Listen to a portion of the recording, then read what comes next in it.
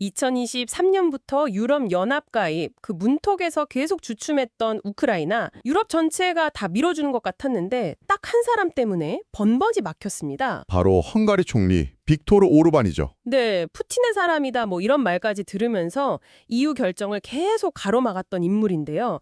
그런데 진짜 놀라운 소식이 들려왔어요. 네, 어떤 소식이죠? 현 미국 대통령 도널드 트럼프와의 전화 한 통, 그 이후에 오르반이 갑자기 뭐랄까 입을 닫기 시작했다는 겁니다. 와, 그건 정말 유럽 외교과를 그냥 뒤흔든 사건이네요. 수년 동안 그렇게 철옹성 같던 오르반의 반대가 정말 트럼프 대통령 전화 한 통으로 무너졌다는 건가요? 그러니까요. 만약 그게 사실이라면 도대체 무슨 내용이 오갔을까? 이게 또 우크라이나랑 유럽 미래에는 어떤 의미일까? 오늘 이걸 좀 자세히 들여다봐야 할 것 같습니다. 맞습니다. 트럼프 대통령이 뭐 위협을 했을지 아니면 뭐 거부할 수 없는 다른 제안을 했을지 정말 온갖 추측이 나올 수밖에 없죠. 네, 오늘 저희가 이 미스테리한 통화의 배경, 그리고 오르반 총리가 도대체 왜 그렇게 우크라이나를 반대했는지, 그 진짜 이유들, 그리고 이 변화가 가져올 파장까지 한번 깊이 파헤쳐 보겠습니다. 시작은 8월 27일이었죠. 유나이티드 24 미디어 보도였는데 폴리티코를 인용해서 전했습니다. 트럼프 대통령이랑 오르반 총리가 통화한 바로 그 직후에 오르반이 우크라이나의 EU 가입 저지를 사실상 멈추기로 했다 이런 내용이었죠. 하지만 말이죠. 구체적으로 어떤 대화가 오갔는지는 여전히 아무도 몰라요. 그냥 안개 속입니다. 폴리티코도 익명의 외교 소식통이다 여기까지만 밝혔지 정확한 내용은 공개를 못했어요. 오르반 총리의 측도 뭐 아직 공식 입장은 없고요. 뭔가 극적인 발표 시점을 좀 보고 있는 걸까요? 그럴 수도 있겠죠. 그런데 중요한 건 이 보도가 딱 나오자마자 외교가 반영입니다. 게임 체인저다 이런 평가가 나왔다는 거예요. 네, 폴리티코가 전한 한 외교관 말이 딱 그거였죠. 오르반이 이제 반 우크라이나 나무에서 내려올 가능성이 생겼다. 그리고 다른 소식통은 더 단호하게 이것이 우크라이나의 EU 가입 상황 자체를 바꿨다. 이렇게까지 말했거든요. 분위기가 확 달라진 건 분명해 보입니다. 그런데 여기서 잠깐 오르반 총리가 단순히 트럼프 대통령 전화 한 통에 이렇게 뭐랄까 180도 입장을 바꿨다고 보기에는요. 그동안 보여온 반대 행보가 너무 끈질겼어요. 너무 일관됐고요. 그렇죠. 그게 진짜 문제입니다. 네. 그의 속마음이 과연 뭘까? 이게 궁금해지는 거죠. 그의 과거 행적을 좀 보면 이번 변화가 얼마나 놀라운지 알 수 있습니다. BBC 보도에 따르면요. 2023년 12월이었죠. 2027년까지 우크라이나에 550억 달러 지원하는 그 EU 패키지, 이걸 오르반 총리 혼자서 거부권으로 그냥 막아섰습니다. 맞아요. 그것뿐만이 아니었죠.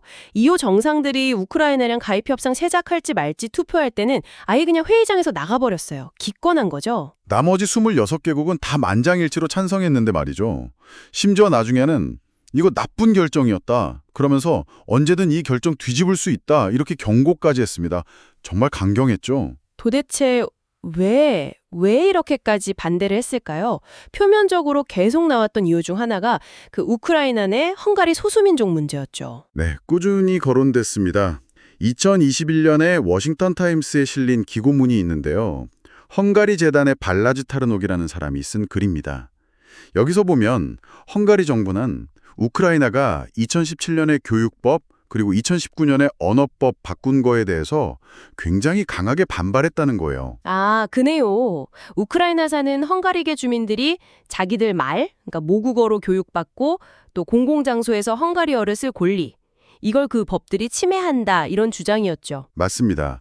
헝가리 헌법에는 국경 밖에 사는 헝가리인들과의 유대를 국가적 칙무로 딱 명시하고 있거든요.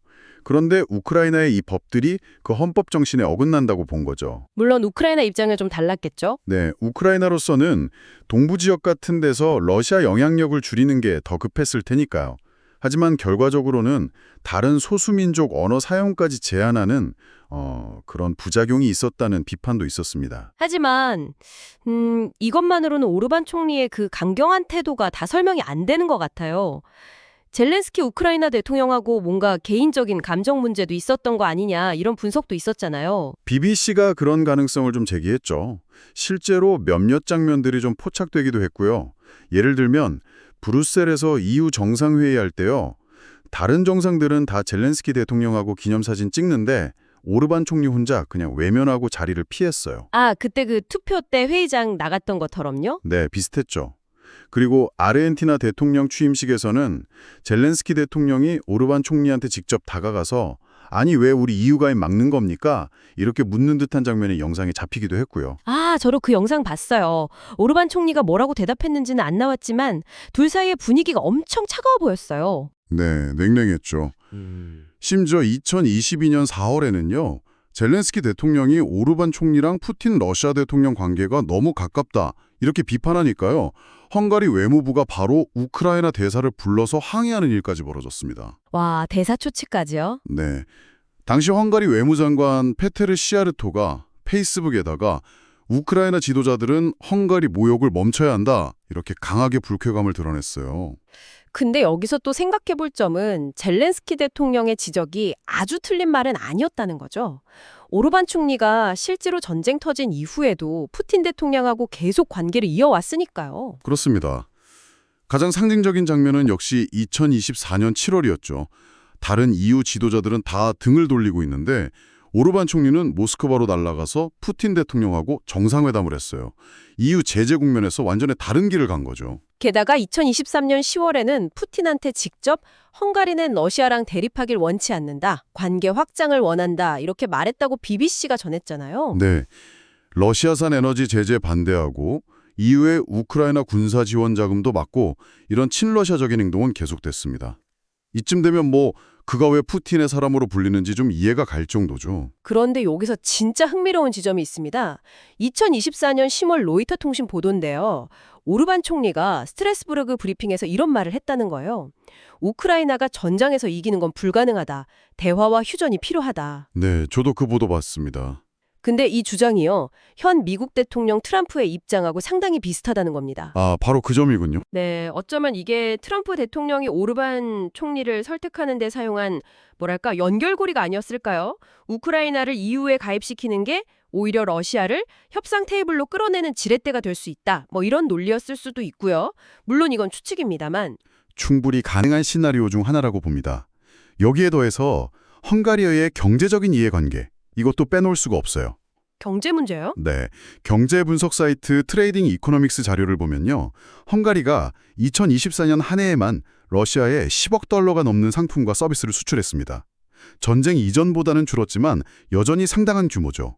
그리고 발칸 지옥 전문 매체 발칸 인사이트는 2024년 12월에 헝가리가 러시아산 가스를 유럽으로 중개하는 그런 허브 역할을 하면서 경제적 이익을 얻고 있다. 이런 분석을 내놓기도 했고요. 오르반 총리 본인도 경제 문제를 계속 내세웠습니다. 유나이티드 24 보도를 보면요. 그는 우크라이나의 EU 가입이 헝가리 경제를 파괴할 거다. 이러면서 관련 전국 여론조사 용지에 자기가 반대에 투표한 걸 페이스북에 직접 인증샷까지 올렸어요. 아, 진짜요? 인증샷까지? 네, 그러면서 브뤼셀과 야당은 우크라이나 가입을 원하지만 그건 헝가리 경제를 망치는 길이다. 남들이 우리 미래를 결정하게 놔둘 수 없다. 이렇게 적었죠. 와, 그러니까 소수민족 문제, 젤렌스키와의 갈등, 또 친러시아 성향, 경제적인 이유까지 정말 다양한 이유를 대면서 불과 올해 6월까지만 해도 전쟁 중인 국가와 같은 공동체에 있고 싶지 않다. 이렇게 말하던 사람이었어요. 그런데 불과 2달 만에 트럼프 대통령 통화 이후의 상황이 완전히 뒤바뀐 겁니다. 이건 진짜 극적인 반전이죠. 그리고 이 변화의 파장은 우크라이나에만 머물지 않을 가능성이 큽니다. 비슷한 시기에 폴리티코가 또 보도한 게 있는데요. 독일, 프랑스, 폴란드 정상이 함께 몰도바를 방문할 계획이라는 겁니다. 아, 몰도바요? 왜죠? 9월 28일에 몰도바 의회 선거가 있거든요. 그 전에 친EU 정부에 좀 힘을 실어주기 위해서죠. 몰도바도 2022년 3월에 EU 가입 신청했지만 우크라이나처럼 좀 절차가 지지부진했잖아요. 맞습니다. 그 사이에 러시아는 몰도바에 대한 영향력 확대를 계속 시도해왔고요.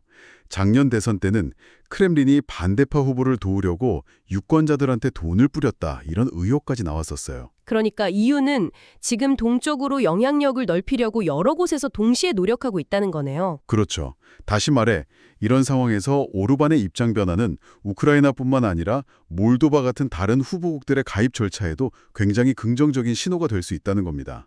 EU 입장에서는 뭐랄까 2마리 토끼를 잡을 기회가 열린 셈이죠. 그렇다면 말이죠. 이토록 많은 나라들이 주목하는 우크라이나의 EU 가입. 이게 왜 그렇게까지 중요한 걸까요? 단순히 상징적인 의미 그 이상이 있겠죠. 물론입니다. 여러 차원에서 굉장히 중요한 의미를 갖죠. 첫째는 역시 지정학적 측면입니다. 유럽 국제정치경제센터 ESIP의 분석처럼요. EU의 동쪽으로의 확장은 냉전 이후의 유럽의 세력 균형을 EU 쪽으로 기울게 한 가장 성공적인 전략 중 하나였어요. 푸틴 대통령이 가장 두려워했던 게 바로 그거잖아요. 옛 소련 국가들이 나토나 EU 같은 서방 기구에 들어가는 거요. 정확합니다. 우크라이나 침공의 근본적인 원인 중 하나도 바로 그 두려움이었죠.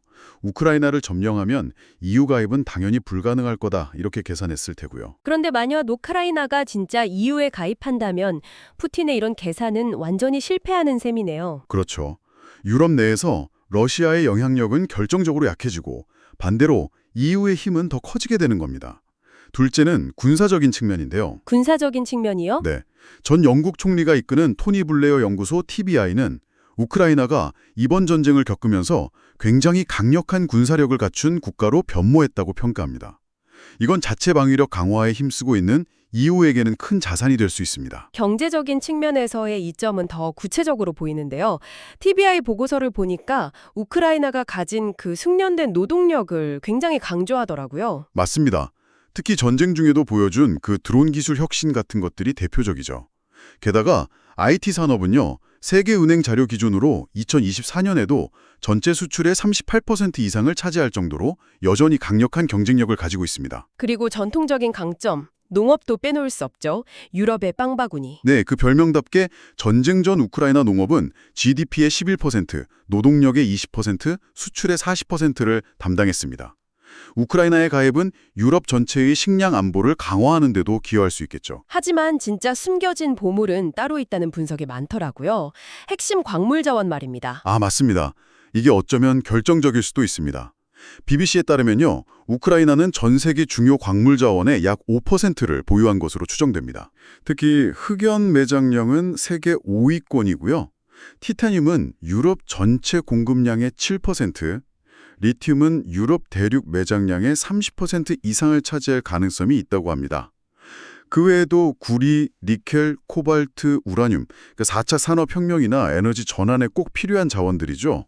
이런 것들이 풍부하게 묻혀 있다는 거예요. BBC는 지금 러시아가 점령한 지역에 묻힌 광물 가치만 해도 약 3,500억 달러, 우리 돈으로 400조 원이 넘을 거라고 추산했던데요. 네, 에너지 전환이랑 공급망 자립을 최우선 과제로 삼고 있는 EU로서는 정말 탐낼 수밖에 없는 자원이죠. TBI 역시 우크라이나의 핵심 원자재가 유럽의 녹색 전환, 또 전략적 자율성 확보에 결정적인 역할을 할 거다 이렇게 분석하고 있고요. 그리고 마지막으로 EU 가입은 우크라이나에게 단일 시장 접근이라는 엄청난 경제적 혜택을 가져다 줍니다. 단일 시장, 그러니까 회원국 사이에 상품, 서비스, 자본, 사람이 거의 국경 없이 자유롭게 이동하는 거대한 경제 공동체, 그거 말씀이시죠? 그렇습니다.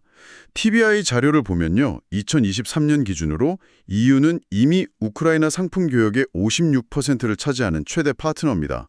무역 장벽이 완전히 사라지고 단일 시장에 편입된다면 우크라이나 경제는 전쟁의 폐허 속에서도 정말 새로운 도약의 발판을 마련하게 될 겁니다. 정리해보면 우크라이나의 EU 가입은 단순히 한 나라의 운명을 넘어서는 문제네요.